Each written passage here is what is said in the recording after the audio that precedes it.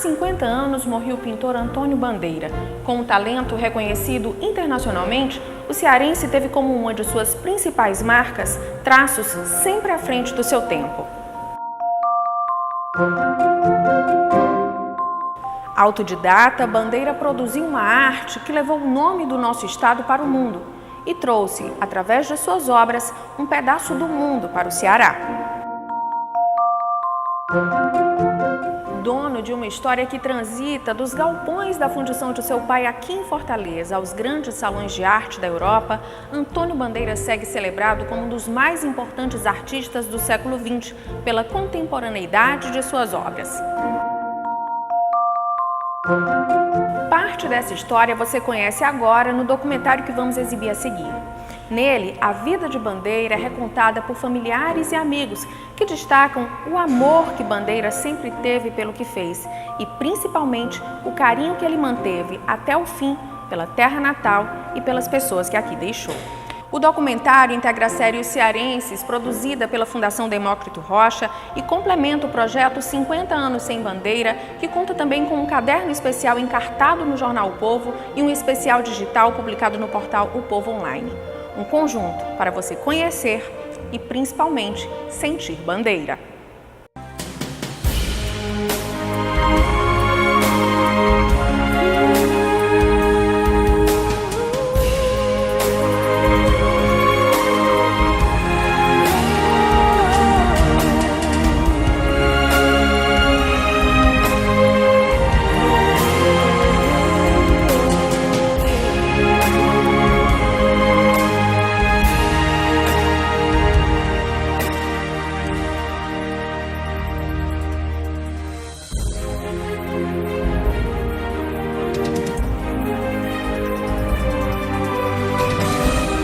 Ousadia, efervescência.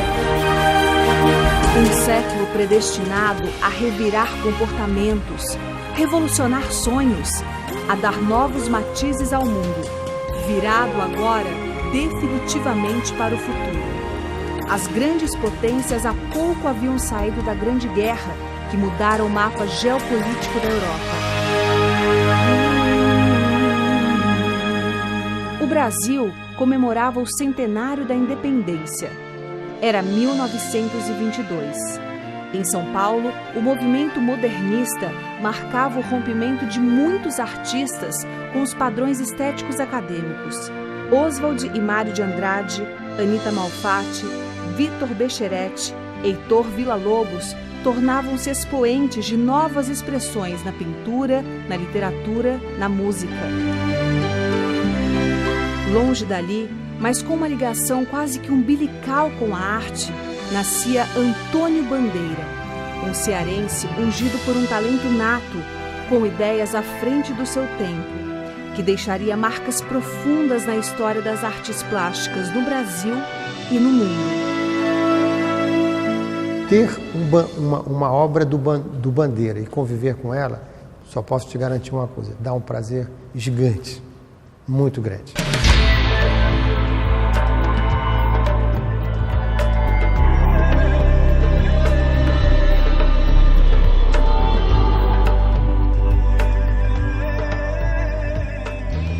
A família do Bandeira era uma família trabalhadora, de classe média, mas bem situada profissionalmente.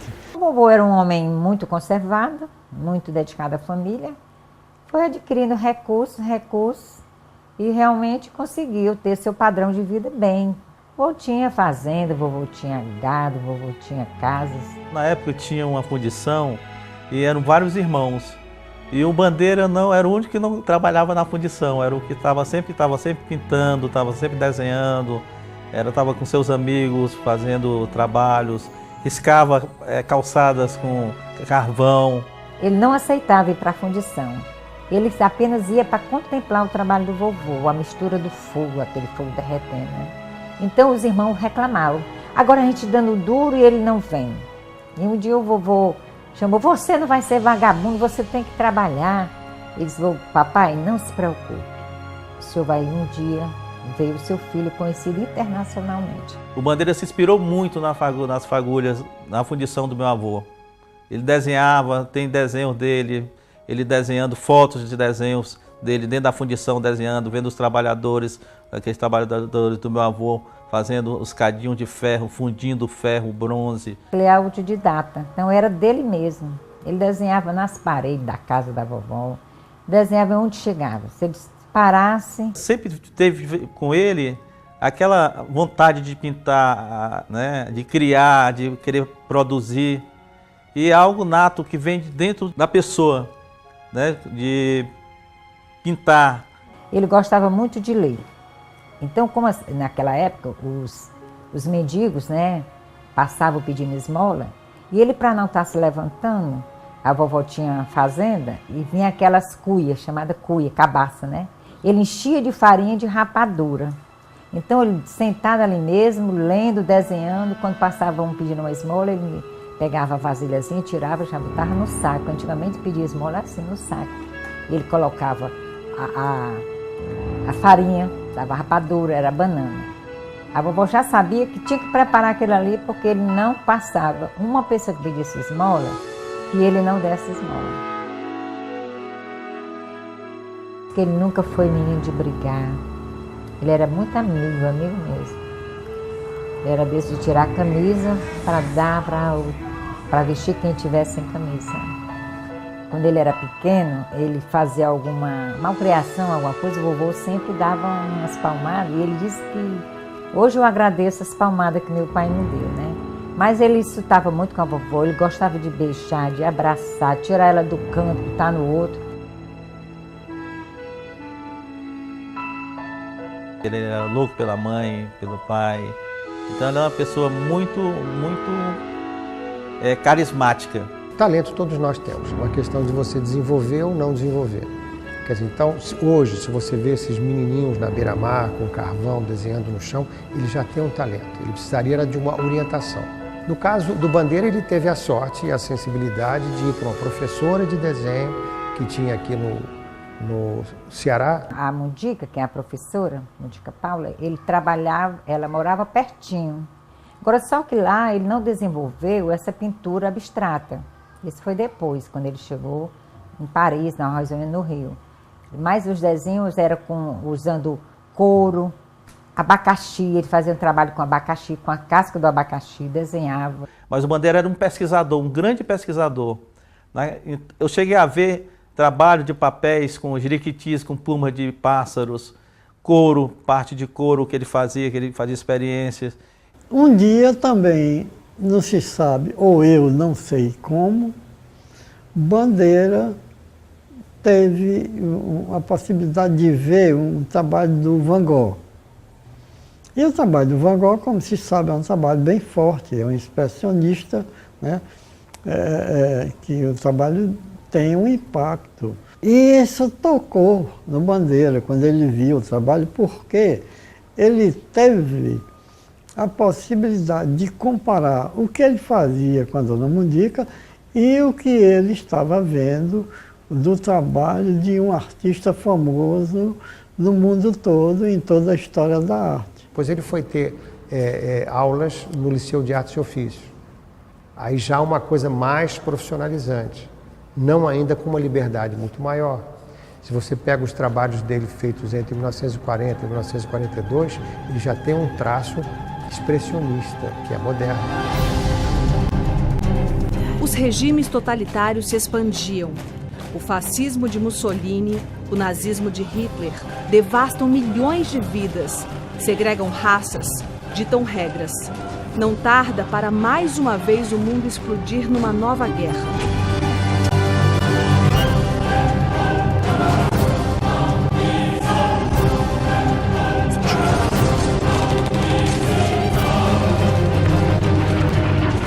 A ditadura imposta no Estado Novo de Getúlio Vargas no Brasil, cheia de semelhanças com os regimes nazifascistas, por pouco não leva o país a apoiar o eixo. Mas os interesses econômicos bancados pelo governo norte-americano os unem aos aliados. O conflito duraria 6 anos tempo em que mobilizou praticamente todo o globo e matou mais de 50 milhões de pessoas. Passou a frequentar um meio jovem que já se propunha a fazer uma renovação da arte aqui no Ceará, né? Que foi na segunda metade da década de 30, com um movimento liderado pelo Mário Barata. Um dos primeiros núcleos de arte moderna do Brasil foi aqui no Ceará, com a SCAP, depois a CAN. Depois ele tem contato com Jean-Pierre Chablot. Quem era Jean-Pierre Chablot? Era um suíço que, de repente, chega aqui no Brasil, descobre uma terra completamente com uma luz diferente, com um povo diferente, vindo como refugiado de guerra. Chega no Ceará e encontra um ambiente tão ou mais importante que era o Rio de Janeiro, com artistas modernos já aqui. O Chablot vê nisso aqui um terreno extremamente fértil. Tem contato com o Bandeira, que já fazia parte de todos esses grupos, o Estrigas, né? E inúmeros outros artistas. E o Chablot vê no Bandeira um talento especial, como viu no Aldemir Martins também. E Bandeira sentiu que estava na hora de procurar um meio onde ele pudesse chegar ao objetivo onde ele pretendia chegar, que ele já tinha plena consciência do que queria. O cônsul da França vem ao Ceará e vê obras do Bandeira numa exposição, compra algumas obras dele. Reconhecido o valor do Bandeira, reconhecido o valor do Aldemir. Bandeira foi o primeiro, viajou com Chablot. Logo de entrada no Rio, fez uma exposição, vendeu tudo. É quando o Oswaldo Teixeira, então diretor do Museu Nacional de Belas Artes, concede ao Bandeira uma bolsa de estudos via o consulado da França. O cônsul da França já conhecia a arte do Bandeira. Quando expõe no Rio de Janeiro, ele fez uma exposição muito interessante na Galeria Ascanaz, que na realidade era uma livraria de um livreiro polonês, onde as pessoas tinham chance de expor, sobretudo, arte moderna.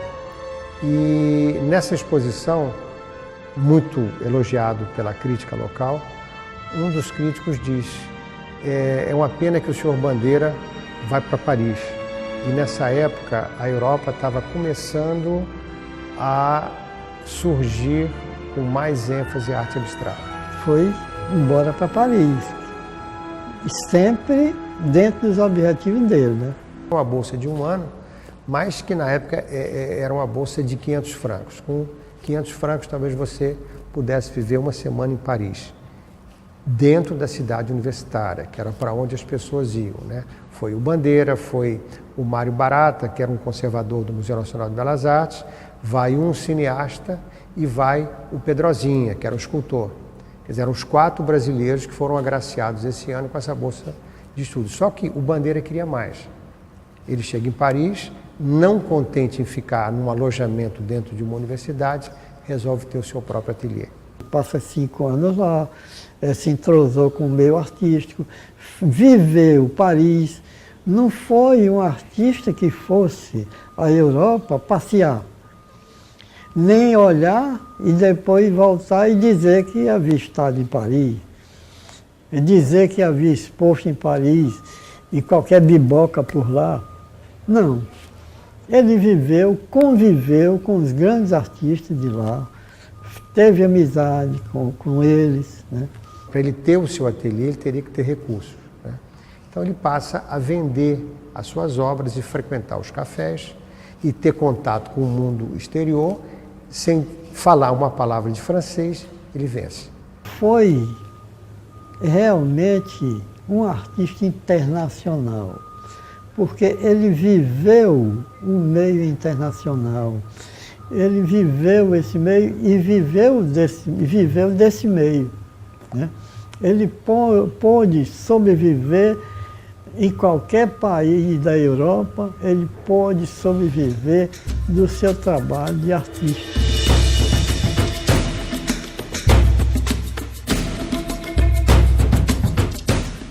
Enquanto a guerra maltrata de um lado, Carmen Miranda, a pequena notável, ultrapassa fronteiras e conquista a América com seu gingado tropical.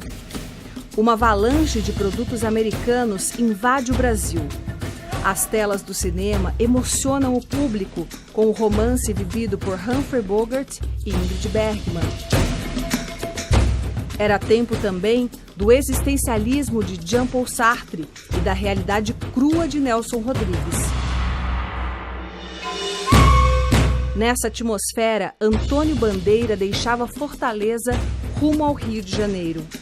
Dali, em muito pouco tempo, conquistaria um mundo novo que ganharia formas e tons únicos. O ateliê dele era repleto de coisas do Ceará. Tinha pequenas esculturas que eram feitas na fundição do pai. Um cancã, aqueles diabinhos feitos de chapa de ferro. Tinha esvoto. Tudo pendurado na parede. Rede. Então, as referências dele da terra eram muito grandes e ele era apaixonado pela terra. Depois de 5 anos de estudar em academias, em escolas de arte, estudar pintura, estudar gravura, fazer o desenho, frequentar os meios, participar de exposições. Depois desse período todo de vivência e trabalho lá na França, ele veio a Fortaleza. Agora, ele mantinha correspondência com os amigos dele, né? Ele se queixava de não ser reconhecido. Isso era uma coisa que ele tinha queixas brutais.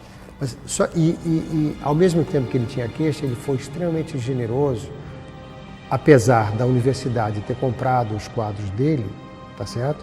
Que hoje, sem dúvida nenhuma, é o maior acervo de obras do Bandeira do mundo, é da Universidade Federal do Ceará. Parte foi comprada e parte foi doada.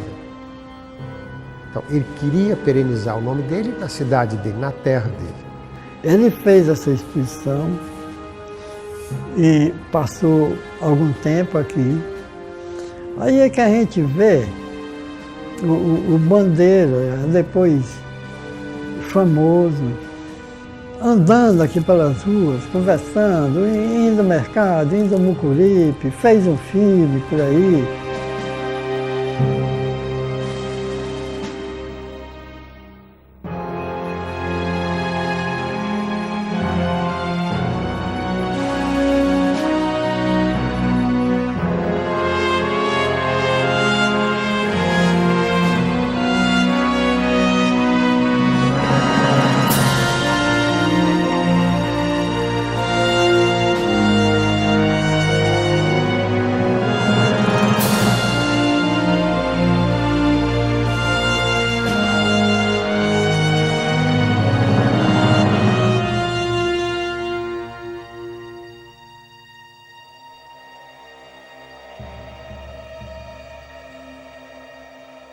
Voltava, era o Antônio Bandeira, um menino simples, que quando ele chegava com aquelas roupas que descia ele vinha de Paris, às vezes, né, com aquelas roupas de frio, essas coisas, ele entrava de imediato no quarto e dizia: Cleide, quero bermuda e camisa, e minha chinela. Então eu ajudava ele a tirar, e ele vestia e disse: agora é minha rede. A vovó tinha uma rede exclusiva, aqui as varandas da rede dele, ela era que fazia, que ela fazia muito bem crochê, né? Aquela rede dele era guardada numas malas, ela tinha 2 malas grandes de madeira. A rede dele, o lençol dele, ninguém mexia. E ele tinha o maior orgulho de dizer que era cearense, ele nunca disse que ele era francês, nem que ele era carioca, enfim, brasileiro em primeiro lugar e cearense como ninguém. E ele fica muitos anos sem vir ao Ceará. Aí todo mundo diz, não, ingrato. Não, muito pelo contrário, ele queria vir já com estofo de artista, o mínimo, que ele vai para Paris em 46 e ele volta ao Ceará em 51. Então, o que ele estava querendo fazer? Ele estava querendo criar, pelo menos, como dizem os franceses, um pé na terra, né, para poder voltar vitorioso. Quando ele chegava, deitava e ia conversar. Não queria ser interrompido com o telefone, de jeito nenhum, eu estou com a minha família. O negócio dele era irmão, sobrinho, pai, mãe, os amigos. Ele era povão povão simples, simples, simples. Ele não gostava de nada exagerado. Tem uma sequência de imagens que ele tem da última viagem que ele fez aqui, se eu não me engano, em 60 ou 61, já não lembro mais. Ele com muita vontade, com uma roupa de algodão, deitado numa rede, ou lá no mercado municipal, no meio de um monte de galinha e de bode.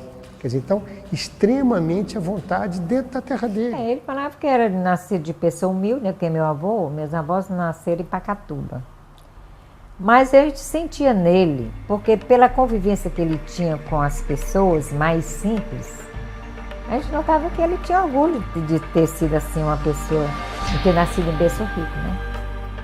O berço rico foi conquistado por ele mesmo, né? Na política internacional, os conflitos entre os blocos capitalista e socialista que encampavam a Guerra Fria ganham força. No Brasil, o clima é de franco desenvolvimento econômico, capitaneado pelo então presidente Juscelino Kubitschek. Os 50 anos em 5, consequente industrialização do país e o seu feito mais importante, a construção de Brasília, nova sede da capital federal.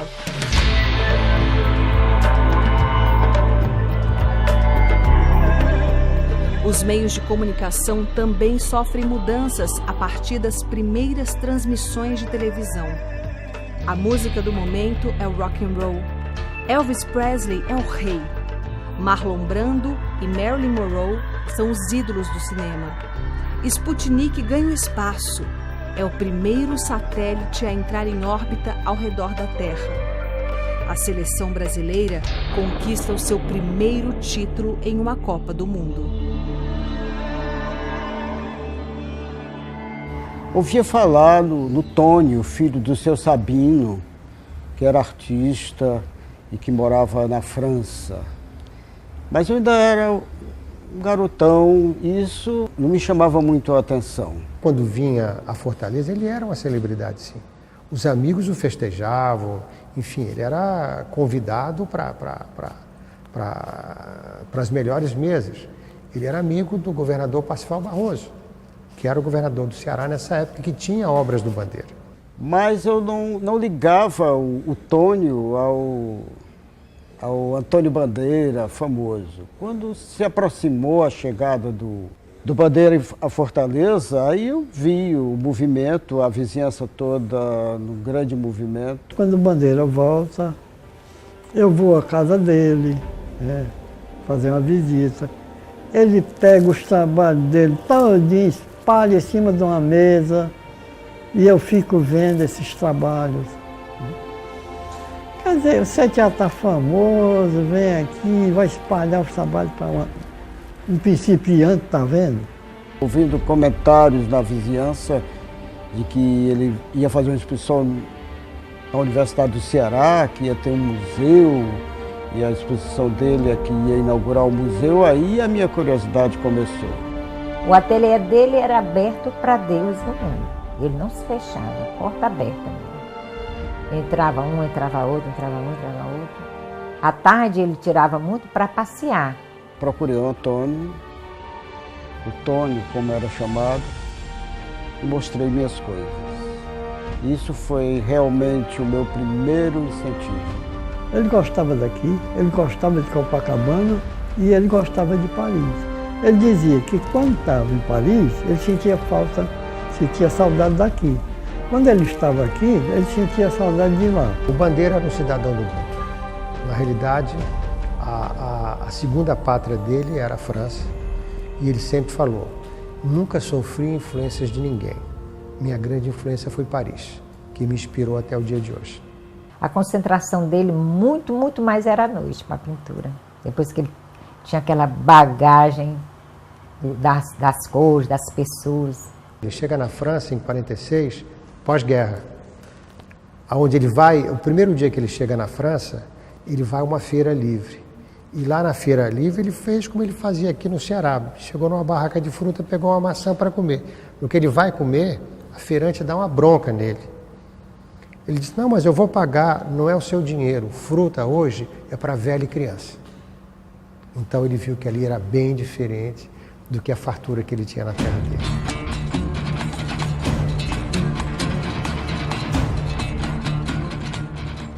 O Bandeira, na hora certa, disse: procure o centro maior. Eu fui para o Rio de Janeiro.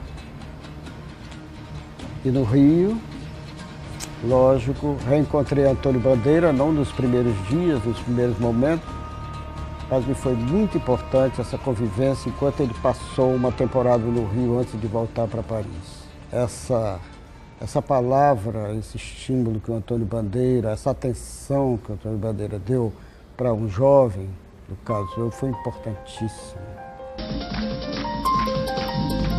Contra a cultura. Mais uma revolução de comportamentos, de ideologias. O feminismo e os movimentos civis em favor de negros e homossexuais ganham adeptos. Os hippies pregam a era de Aquário, o faça amor, não faça guerra. Uma alusão à Guerra Fria e à Guerra do Vietnã. O Brasil se encanta com a Jovem Guarda e os reis do Iê, Iê, Iê. Brigitte Bardot reina absoluta como maior símbolo sexual da década.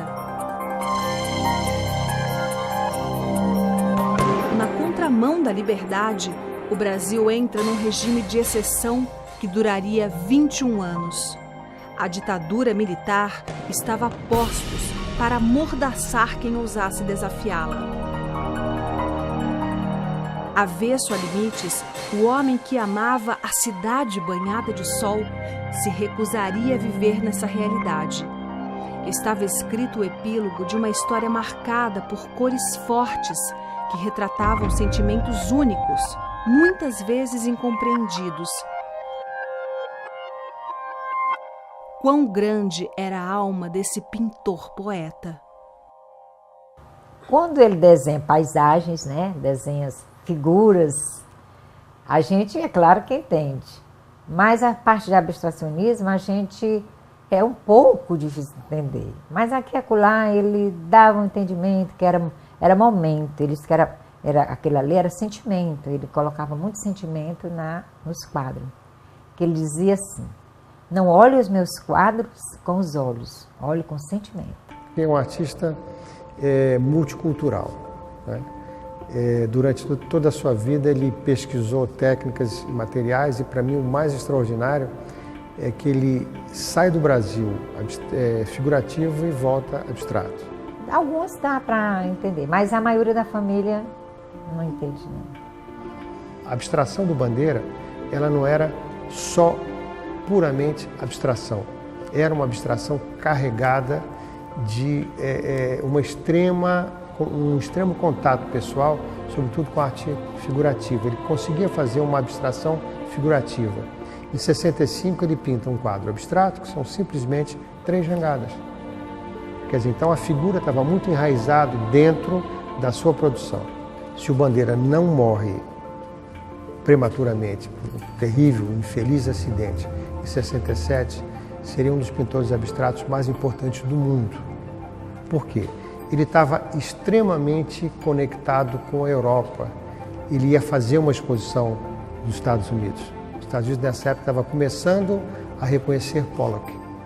Imagina o público americano em contato com a arte abstrata do Bandeira. E o que ele produzia em 67 já era completamente diferente do que ele fazia anos anteriores. Quer dizer, então ele estava em franca produção, em franca modificação.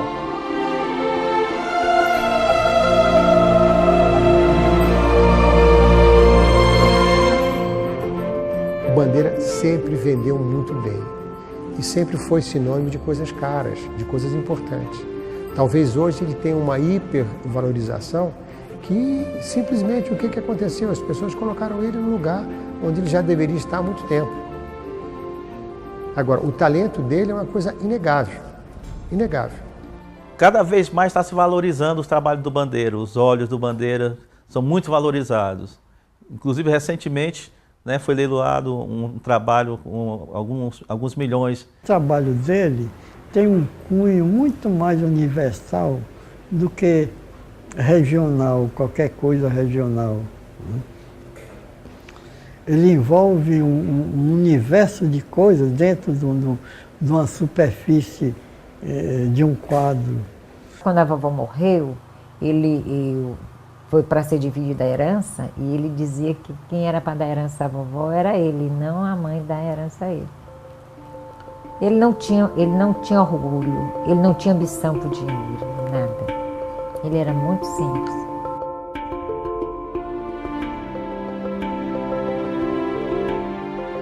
Nos levou a perceber que a arte podia se manifestar com muito mais liberdade do que a que já tinha.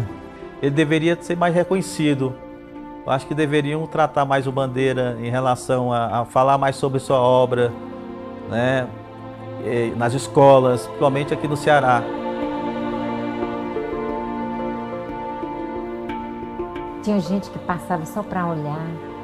Ei, Dona Maria, o Bandeira chegou, seu filho. Ele, entre. Aí mandava entrar. Conversava, você me conhece de onde? Quem é você? Ah, você é amigo do meu pai, da minha mãe? Então é meu amigo também. E abraçava, sabe? Ele era assim.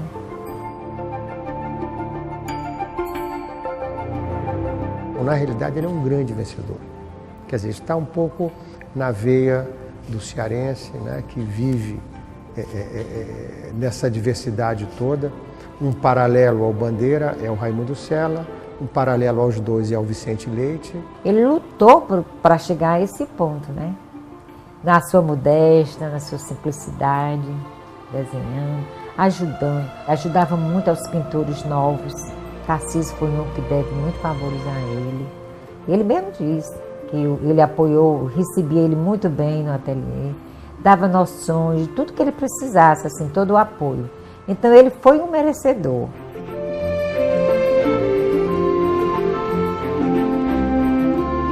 O Bandeira é uma saudade.